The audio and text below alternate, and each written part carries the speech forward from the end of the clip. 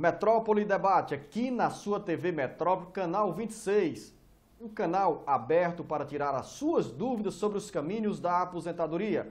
Um dos questionamentos que tem surgido nos últimos meses é sobre irregularidades na concessão de empréstimos consignados. Esse assunto entra na pauta de hoje do Metrópole Debate com a presença do professor e consultor da área previdenciária, Paulo Bacelar. Paulo Bacelar, qual é a responsabilidade que o INSS tem nas irregularidades denunciadas em empréstimos consignados feitos pelas instituições financeiras aos aposentados e pensionistas da Previdência Social? Olha, Luzano, o INSS ele fez um convênio, né, através do Ministério da Previdência Social, que é o órgão gestor, né, que é o órgão que comanda o INSS. Né? O INSS é uma autarquia do Ministério, que é da administração indireta do Poder Executivo Federal, e existe um convênio do Ministério da Previdência com os bancos conveniados. Não são todos os bancos, né, mas existem os bancos conveniados, que essa responsabilidade é entre o banco e o segurado que solicita o empréstimo. O INSS apenas conseguindo aquele contrato nos benefícios da Previdência. Quando a pessoa, no início, por exemplo, era mais suscetível à fraude, já houve muitas ações do INSS, através também do Ministério da Previdência, para diminuir esses tipos de abusos cometidos pelos bancos ou pelos comissionários, né, as pessoas que representam esses bancos. Antigamente, no início, só para você ter uma ideia, a pessoa poderia fazer um empréstimo por telefone. Então, era só dar o número do benefício que o empréstimo era feito. Então, ficava uma coisa muito vaga, né? Hoje em dia, você tem que ter um contrato, tem que assinar esse contrato. E esse é um contrato entre o banco conveniado e o segurado da Previdência Social. Agora, Paulo, muitas vezes os aposentados não têm condições de ler ou, quando são acompanhados dos representantes dessas instituições financeiras, acabam assinando documentos e depois se surpreendem com o valor descontado a cada mês na remuneração, no benefício pago pelo INSS. O que o aposentado, o pensionista, precisa tomar em termos de cuidados para evitar cair em determinadas ciladas? Olha, Luciano, a gente orienta muito o segurado quando ele faz um empréstimo para ele fazer em bancos que ele possa confiar, né, em pessoas que ele possa confiar. Existem muitas pessoas que abordam o segurado nas agências do INSS.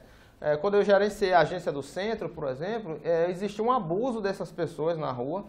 O segurado, na hora que saía da agência, 4, 5 pessoas já abordavam o segurado, era como se fosse um corredor de pessoas querendo o empréstimo. Por quê? Porque aquela pessoa que está fazendo empréstimo, ela ganha comissão por fazer esses empréstimos consignados. Então eu oriento que a pessoa não faça no meio da rua, não faça com qualquer pessoa. Vá num banco, vai no próprio agência do banco conveniado fazer esse empréstimo, porque lá você vai ter uma orientação mais digna, né, mais idônea do agente financeiro para poder fazer o seu empréstimo consignado. Paulo, outra pergunta que surge aqui ainda sobre empréstimos consignados é que quando os aposentados estão com o limite do teto estabelecido, eles podem ainda fazer novos empréstimos? Olha, Luzano, isso é uma prática abusiva, mais uma prática ainda abusiva, porque alguns bancos, não sei se são bancos, né?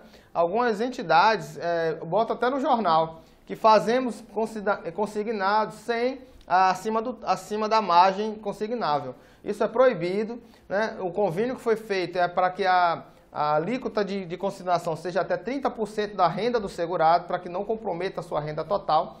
E algumas pessoas ainda fazem propaganda para que elas têm direito a fazer acima da margem. Como é que faz isso? Faz um consignado por fora.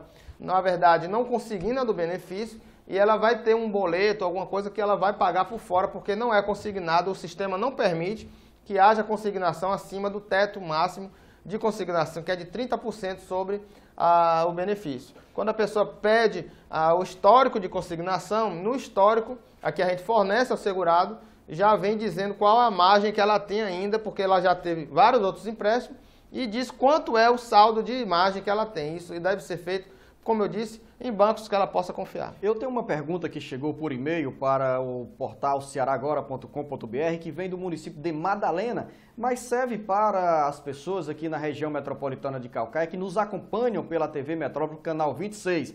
A pergunta vem do Márcio Fernandes. Ele diz o seguinte: o pai dele vai completar 65 anos de idade. Foi vereador por 13 anos e secretário municipal e mais 2 anos de carteira assinada. Ele tem direito à aposentadoria, Paulo Bacelar? Olha, o tempo de vereador, hoje o vereador ele é considerado empregado da Previdência Social.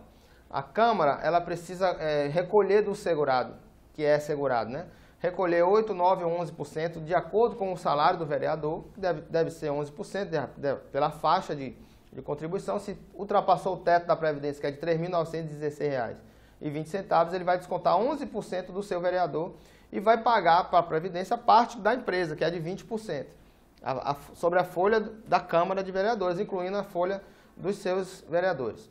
O vereador hoje ele é empregado. Mas quando foi em 98 a 2004, nesse período, não existia lei normatizando o período do vereador, do mandato eletivo. Então, o vereador desse período, de 98 a 2004, ele não era segurado da Previdência, obrigatório, e muitas câmaras fizeram esse recolhimento dos 11%. Então, esse tempo de 98 a 2004, ele não vai ser contado para a sua aposentadoria, a não ser que ele contribua com o restante. Quer dizer, se a Câmara recolheu dele 11%, ele pode, por conta própria, pagar a complementação até chegar aos 20%, que era a contribuição da época do contribuinte individual. Né? Agora, então, ele contribuindo com esses 9% da complementação, o tempo de vereador ele vai contar para a aposentadoria.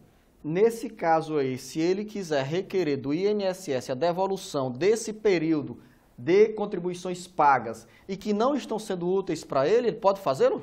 Ele pode fazer, mas não no INSS, porque a contribuição agora ele está totalmente ligada à Receita Federal. Então, esse tipo de restituição, quer dizer, como a Câmara recolheu dele 11%, que não deveria ter recolhido, se ele quiser complementar, ele complementa os 9% para os 20% e vai ter direito à aposentadoria. Se ele não quiser contar com aquele tempo para aposentadoria, ele pode pedir a restituição desses 11% que foi descontado do seu salário na Receita Federal. Ele entra no site da própria Receita Federal e pede a restituição desses valores, que a Receita fará a devolução. A você, Paulo Bacelar, quero agradecer em nome da direção da TV Metrópole, do engenheiro Leonardo Souza, da Sônia Paula, que abriram esse espaço para fortalecer uma relação de cidadania entre a TV Metrópole e os seus telespectadores. Obrigado, Luzano. E que vocês que estão aposentados agora ou estão pretendendo se aposentar, confiem sempre no INSS, porque a gente trabalha aqui para levar vocês a informação para que vocês não tenham seus direitos perdidos pelo tempo.